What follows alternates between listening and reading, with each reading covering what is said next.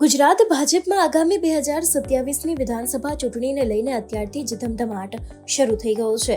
વડાપ્રધાન નરેન્દ્ર મોદીએ તાજેતરમાં જ રાજ્યના મંત્રીઓને જે ક્લાસ લીધો હતો તેના ગણતરીના દિવસોમાં જ કેન્દ્રીય ગૃહમંત્રી અમિત શાહ પ્રદેશ ભાજપ કાર્યાલય કમલમ ખાતે મોવડીઓ સાથે એક અત્યંત મહત્વપૂર્ણ અને ગુપ્ત બેઠક યોજતા રાજકીય ગરમાવો આવી ગયો છે. અષાઢી બીજના પાવન પર્વે અમદાવાદમાં એક તરફ રથયાત્રાનો માહોલ હતો, ત્યારે બીજી તરફ બપોરના સમયે અમિત શાહે કોબા સ્થિત કમલમમાં સતત 2 કલાક સુધી બંધ બારણે મેરેથોન બેઠક યોજી હતી. આ બેઠકમાં મુખ્યમંત્રી ભૂપેન્દ્ર પટેલ, પ્રદેશ અધ્યક્ષ જગદીશ વિશ્વકર્મા, નાયબ મુખ્યમંત્રી હર્ષ સંઘવી અને સંગઠન મહામંત્રી રત્નાકર સહિતના ટોચના નેતાઓ હાજર રહ્યા હતા. આ બેઠક એટલી ગુપ્ત હતી કે તેમાં શું ચર્ચા થઈ છે તેની સત્તાવાર માહિતી બહાર આવી નથી.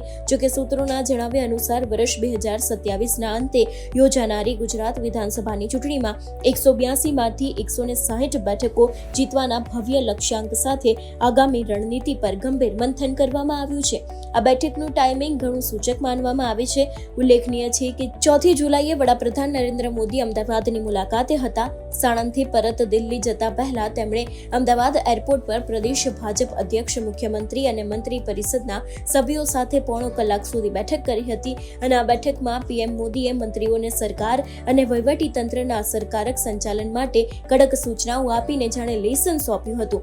વડાપ્રધાનના આ કડક સંદેશના માત્ર 12 જ દિવસમાં અમિત શાહે પ્રદેશના ટોચના મોવડીઓ સાથે બેઠક કરતા ભાજપના સામાન્ય કાર્યકર્તાઓમાં ભારે ઉત્સુકતા અને કુતૂહલ સર્જાયું છે. એવી પણ ચર્ચા છે કે કમલમના એક ખાસ કક્ષમાં મળેલી આ બેઠકમાં ગૃહમંત્રીએ તાજેતરની સ્થાનિક સ્વરાજની ચૂંટણીઓમાં જ્યાં પક્ષનું પ્રદર્શન નબળું રહ્યું તેવા વિસ્તારો પર વિશેષ ધ્યાન કેન્દ્રિત કરવા તાકીદ કર્યા છે.